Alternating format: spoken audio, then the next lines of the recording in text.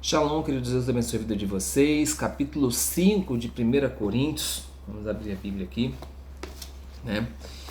E começar a discutir a respeito desse capítulo que fala basicamente sobre um pecado sexual, né? Um pecado sexual que é fundamental que você tenha na sua cabeça Levítico capítulo 18, versículo 8, tá? Nós vamos discutir a respeito disso, porque as bases que Paulo vai trazer para que possa ser tratado a pessoa que estava cometendo aquele pecado, as bases são a Torá, tá? E isso vai ficar bem evidente para a gente, tá? No versículo 1, chegam informações da existência do pecado sexual entre vocês de um tipo condenado até mesmo pelos pagãos. Um homem vive com sua madrasta, tá? Madrasta aí é literalmente mulher do seu pai, tá? Algumas pessoas achavam que poderia ser a mãe da própria pessoa. Não, é a mãe A madrasta, na verdade, é a pessoa que está casada com o seu pai, tá? Então, algumas pessoas confundiam aí, achavam que se tratava da própria mãe da pessoa. Então, o cara estava ficando com a mãe dele, ao invés da madrasta, tá? Mas aqui é madrasta mesmo, tá? Se a gente for levar em consideração 2 Coríntios, capítulo 7, versículo 12, né? Quando ele fala de quem foi enganado, né? A conclusão ali, né? Algumas pessoas, alguns estudiosos vão concluir que o pai desse cidadão que estava ficando com a sua madrasta era vivo ainda, tá? E isso faz lembrar a gente um caso muito emblemático na Bíblia, que é o caso de Rúben com Bila, né? Rúben, filho de Jacó, vai ter relações com Bila, né?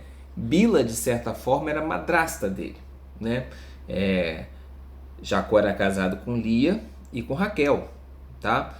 A Bila e a Zilpa eram concubinas, tá? Mas deveriam ser respeitadas, tá? E o caso foi tão sério que Rúben, apesar de ser o primogênito, não alcançou a primogenitura. A primogenitura ficou, na verdade, a bênção da primogenitura ficou com Judá, né? Rúben, por conta disso, né? O segundo seria Simeão e Levi, ambos se envolveram naquela mortandade lá com Siquém, né? Quando estuprou Dina, e automaticamente ficou ali com Judá, que é o primeiro homem ali na Bíblia a mostrar evidentemente arrependimento e tentar corrigir as suas ações, né? Isso a gente vê lá quando ele está diante de José, e também quando está diante de Tamar. Nós vemos ele confessando ali que foi injusto de certa forma, né? Bom, o versículo 5, nós vamos ler aqui. O capítulo é bem pequenininho, né? Então, apesar de que a gente vai falar bastante, mas ele é bem pequenininho. Entreguem esse homem ao adversário, para que sua velha natureza seja destruída e seu espírito seja salvo no dia do Senhor. Tá, o adversário aí a gente já sabe quem é, né? Acho que não tem nenhuma dificuldade nisso. E a sua velha natureza está falando literalmente da carne, tá? Literalmente da carne. O Novo Testamento, quando ele se refere à carne, ele não está se tratando simplesmente disso aqui, ó, dessa capa que tem sobre as nossa personalidade, que é essa capa, né, de pele. Ele não está falando simplesmente de carne no ponto somente físico, mas é também natureza física, né, é natureza emocional, é natureza mental, é espiritual, né? Então tudo que você adquiriu nesses anos todos que você teve apego com as coisas do mundo, né, são considerados carne, tá? Que isso possa ficar bem evidente aí para vocês, tá? Então tudo aquilo que você ainda tem apego no mundo faz parte da sua carne aí, tá? Bom, entreguem esse homem ao adversário, né, para que a sua velha natureza seja destruída. É interessante que quando a gente vai para Levítico, né, que acho que é a base desse capítulo, Levítico capítulo 18, versículo 8, ele diz assim, ó: não se descobrirás a nudez da mulher do teu pai, é nudez do teu pai. Então quando você descobre a nudez do seu pai, né? Quando você tem ação com a mulher do seu pai, você está como se você estivesse tornando o seu pai nu. É uma vergonha, né? Um sentimento de vergonha muito grande, né? Para tal crime, né? Ou a Mishnah, ela dá como condenação, como culpa, né, para esse tipo de situação, como pena para esse tipo de coisa, apedrejamento, tá? É interessante que no Quiriot também, vou abrir aspas aqui, vou fazer a leitura para vocês, são 36 aquelas que serão eliminadas de Israel. Né? E aí, dentro das 36, aquele que se deita com a sua mãe ou com a mulher do seu pai. Então, no judaísmo tradicional, a expulsão da nação de Israel são 36 fatos, né? E um desses fatos é justamente você se deitar com a mulher do seu pai. Então, provavelmente por essa razão, por isso já vim da base do judaísmo, que Paulo recomenda que os coríntios aplicassem a punição que era tradicional entre os judeus, que seria ali no caso a excomunhão, né? É claro que a punição deveria ser o apedrejamento, né? Mas isso não cabia aos apóstolos julgarem, tá? Isso aí, para que ele pudesse ser apedrejado, ele teria que passar por um julgamento justo, passar pelo sinédrio, etc e tal. Aí sim ele seria apedrejado. Mas num primeiro momento, o que a sociedade pode fazer é excomungar esse cara, tirar esse cara do convívio, esse tipo de pessoa do convívio, né? E muita gente acha que isso é severo demais. Só que essa excomunhão aí, ela não é permanente, ela não é para sempre, né? Ela tem dois propósitos positivos que a gente pode explicar, né? O primeiro é para que seu espírito seja salvo no dia do Senhor, né? Ou seja, você priva essa pessoa da comunhão dos fiéis, né? Você vai expor ela, de certa forma, às aflições que o próprio inimigo, já que ela vai ser entregue ao inimigo, né? O próprio inimigo vai causar ali com a permissão de Deus por conta dos pecados, né? É a vontade permissiva de Deus, né? A vontade absoluta de Deus não é que você peque, não é que você seja entregue na mão de Satanás, né? Mas você, uma vez que toma decisões, você precisa receber a punição adequada. A escolha foi sua, você optou por ir por aquele caminho, né? Então, ele vai ser afligido e o que se espera dele é que haja arrependimento. Você precisa tirar dessa sua cabeça, o diabo é um bicho terrível, se eu pudesse eu esfolava ele todinho, né? Ele é horrível, tá? Não estou aqui para defender, ser o advogado do diabo, não. Mas acontece que ele é literalmente um servo de Deus. O diabo não pode fazer nada fora daquilo que Deus o permite fazer. Tá? Não comparem o poder de Deus com o poder do diabo, porque o poder deles são muito diferentes. O poder de Deus, gente, não tem nem, o diabo não dá nem para ele brincar, não dá nem para ele fazer cócegas, entendeu?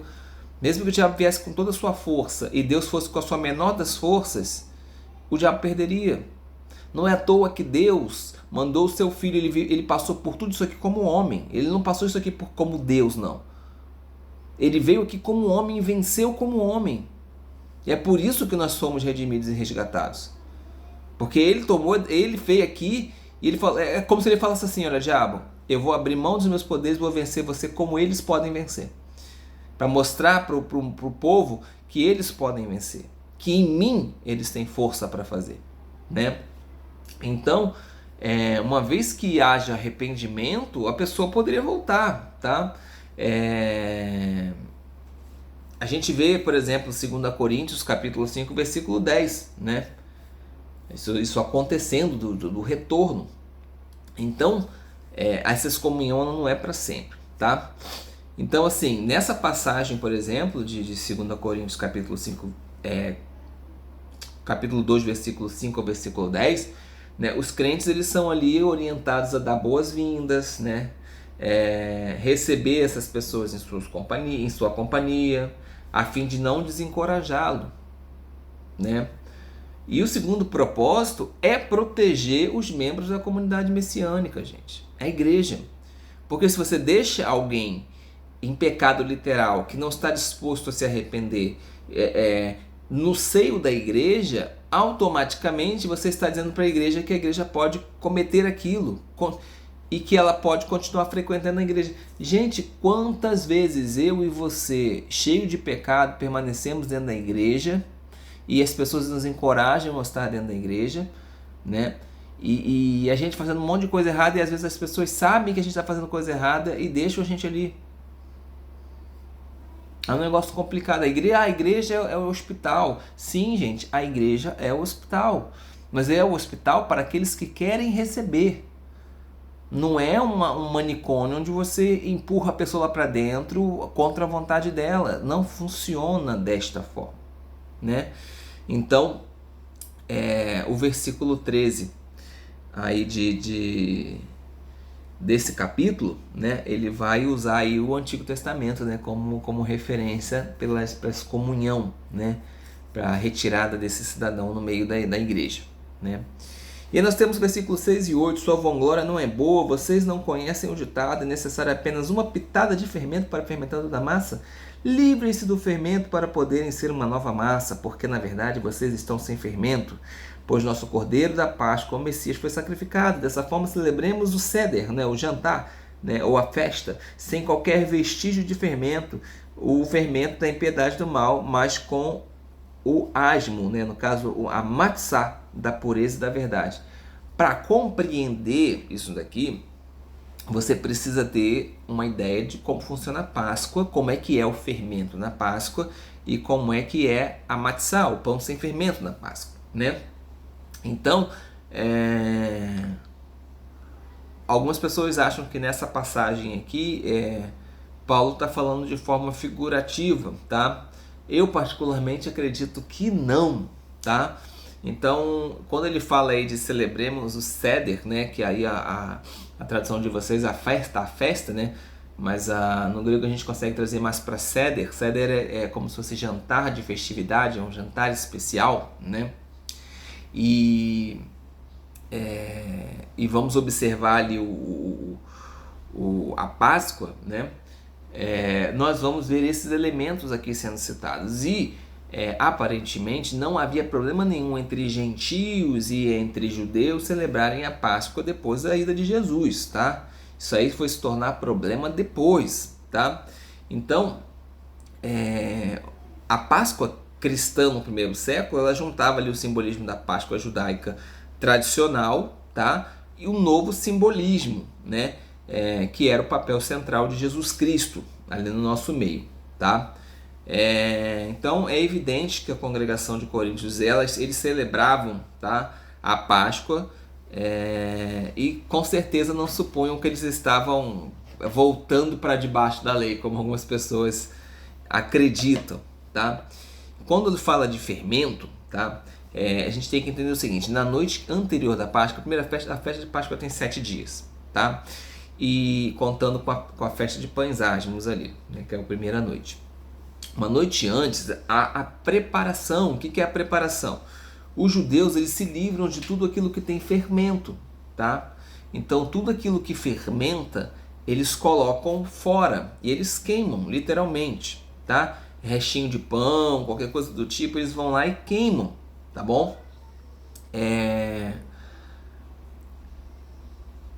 E há um jogo aí, né, de que tudo aquilo que fermenta, tudo aquilo que cresce, né, tem a ver ali com o crescimento do pecado sobre as nossas vidas, né? E é interessante que quando a gente vê falar sobre essa festa, né, quando você vai para Êxodo no capítulo 12, a punição prevista para quem violar a ordem, né, da questão dos fermentos, né, é a mesma ordem para quem tem má conduta sexual, é a mesma ordem da questão da madrasta, de quem tem relações sexuais com a sua madrasta, é ser expulso no meio do povo. Então Paulo está usando a Páscoa, que provavelmente estava próxima ou estava acontecendo ali na região de Coríntios, né? E ele utiliza como exemplo, e é interessante que quem permanece com o fermento durante a Páscoa, que é literalmente a ressurreição de Cristo, né? Ou seja, aqueles que receberam do Senhor, aqueles que foram salvos pelo Senhor e permanecem querendo permanecer no fermento, essa pessoa precisa ser expulsa do meio da comunidade. Então, fermento no Novo Testamento normalmente simboliza impiedade e maldade. Já o asmos, o pão sem fermento, a matzá, representa pureza e verdade. Tá? A matzá, o pão sem fermento, ele era utilizado no sistema sacrificial do templo. Tá? Então as ofertas tinham que ser absolutamente puras e qualquer coisa fermentada não era considerado puro. Tá? Então automaticamente não tinham condição de serem entregues. Tá? E é até interessante que a palavra para levedado aí, né, é a mesma coisa que azedado, é como se tivesse apodrecido. Tá? A gente come bastante coisa podre, né? Levítico, capítulo 2, versículo 4 a 11, ele vai especificar as exigências das ofertas, né? Como as ofertas deveriam ser levadas ali no templo, tá? E ele deixa claro aí pra gente que deve ser sem fermento. Poucas ofertas eram possíveis de serem levadas com fermento, pouquíssimas, tá?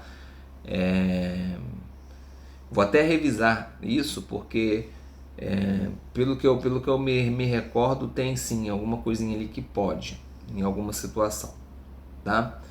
Alguns pensadores judeus pensam que o fermento, pouco pela questão de crescer, de fermentar, representa simbolicamente aquela tendência que o homem tem de despertar para o mal, né? Então, quando você procura ali eliminar o fermento, né, é um lembrete para o homem de que ele deve ficar se investigando o tempo todo, procurando atos e procurando situações onde há a possibilidade do Senhor purificar. E você mesmo purificar suas ações, as ações que dependem de você, né? Então,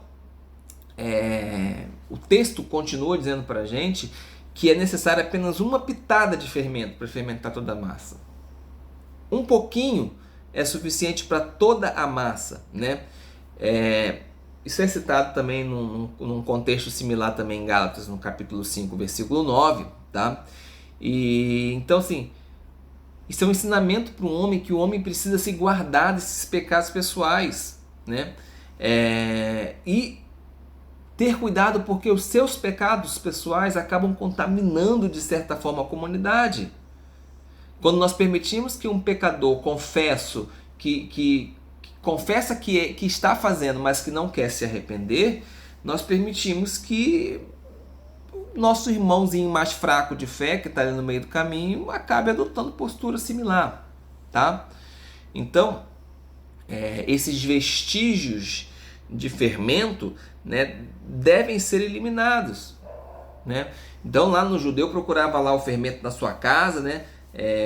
Mas o ser humano pode buscar dentro dele as suas paixões, né? Os seus padrões de comportamento equivocado, né?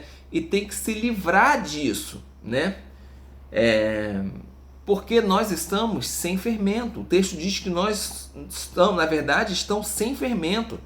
Nós já fomos purificados pelo Messias, que é o nosso Cordeiro da Páscoa, né? Então, vocês veem aí que há o sentido figurado, mas também há o sentido visível, há o sentido invisível, né? De tudo aquilo que faz parte da celebração da Páscoa, né? E ele fala também do nosso Cordeiro Pascual, o Messias que foi sacrificado, né? Messias, normalmente no Novo Testamento, ele é tratado aí como cordeiro, né? Tem várias passagens onde ele é tratado como cordeiro.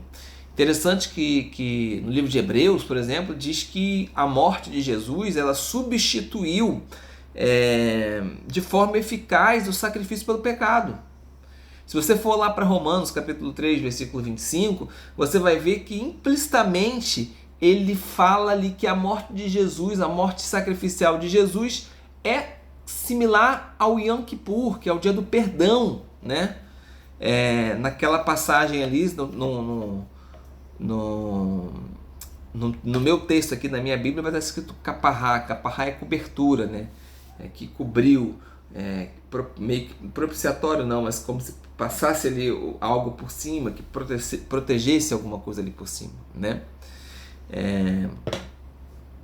O mais importante da gente compreender, que é o sentido do texto, acredito eu, é que uma vez que nós estamos no Messias e fomos feitos puros, somos massa pura, somos pães asmos agora, e o nosso cordeiro sacrificial já foi morto e ressuscitou, no dia em que o anjo da morte passar por essa terra, no dia do juízo de Deus, ele vai passar por cima de nós. Porque o sangue ali dos umbrais da porta agora já estão diretamente sobre a sua vida, não é mais sobre a porta, é diretamente sobre a sua vida. Isso faz uma diferença muito grande, mas você precisa entrar no eixo, você precisa encontrar o caminho. E, gente, o caminho não é fácil, não. A porta é estreita. A porta é estreita. Eu passei 2 semanas sem gravar vídeo, passando por momentos difíceis, complicados, que muitas das vezes poderiam até me trazer vergonha, né? Muita gente não teria, mas eu tenho. Entendeu? Eu não gosto. Não gosto de estar com a minha vida com qualquer coisa que seja errada, grande ou pequena. Não gosto, né? Bom, para a gente encerrar esse vídeo, o versículo 9 fala de uma carta anterior, né? Nós não temos essa carta, tá? Não sabemos o teor dessa carta, né? Mas ele finaliza, né? Falando ali sobre pessoas que cometem determinados tipos de pecado. Deixa eu explicar isso mais facilmente para vocês entenderem. Não é todo pecador que você não deve sentar para comer. Nós estamos falando daquele pecador que ele, por exemplo, ele fala para você assim, olha, eu estou adulterando, eu permanecerei adulterando e eu vou para a igreja mesmo assim adulterando. Esse cara aí, que toda a igreja sabe que ele está adulterando, e ele já foi advertido e não quer mudar, esse cara é o tipo de cara que você não deve ficar perto. Esse cara deve ser excluído, você não deve nem comer com ele. Ah, Juliano, mas ele poxa, a gente não vai ter condição de falar do Messias para ele? Vamos ter condição sim, mas é necessário que ele se arrependa primeiro, gente. A gente está num tempo hoje de muito mimimi, muita historinha, muita coisinha, sabe? Eu me lembro que muitas das vezes quando fazia coisa errada no colégio e os professores chamavam a atenção da gente, ou os pais iam no colégio para chamar a atenção da gente, a gente passava vergonha em público. E aquilo machucava um pouco a gente, mas fazia a gente refletir e pensar, poxa, eu não devo mais fazer isso, porque nem que seja para dizer assim, não quero mais passar por aquela situação, tá? Então, você não deve nem comer com essas pessoas, tá? Mas com pessoas que são pecadoras porventura e que estão interessadas na sua fé, você pode sentar para comer. Você pega lá Atos capítulo 10, Atos capítulo 11, você vai ver isso acontecendo, né? E com irmãos que têm boa reputação, top. Gálatas capítulo 2 te respalda a respeito disso. Então, a igreja é um lugar de pecadores. Você não vai encontrar ninguém perfeito dentro da igreja, não. Lá todo mundo tem pecador. A diferença é que uns são pecadores sinceros que querem mudar. Outros não estão dispostos a mudar, mas querem permanecer no meio da igreja. Isso traz mancha, isso traz problema para todo o corpo. Por isso que, muitas das vezes, nos tempos antigos, as pessoas que eram leprosas precisavam ficar fora do arraial. Não é porque eles sofriam preconceito, não. É porque aquela doença poderia contaminar todo o arraial. E aí você acaba deixando 2, 3 de fora, mas você consegue manter o rebanho limpo, tá? E se você porventura tem algum irmão que isso tem que acontecer na sua vida, que você possa orar por ele, ore por ele para que ele saia daquilo ali. E aí quando você for lá, nós vamos abrir aqui, né?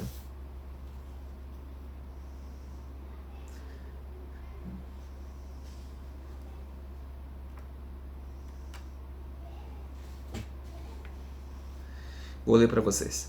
Portanto, estabelecerei o propósito de não lhe fazer outra visita dolorosa. Se eu lhes causo dor, quem me alegrará a não ser o povo a quem inflige dor?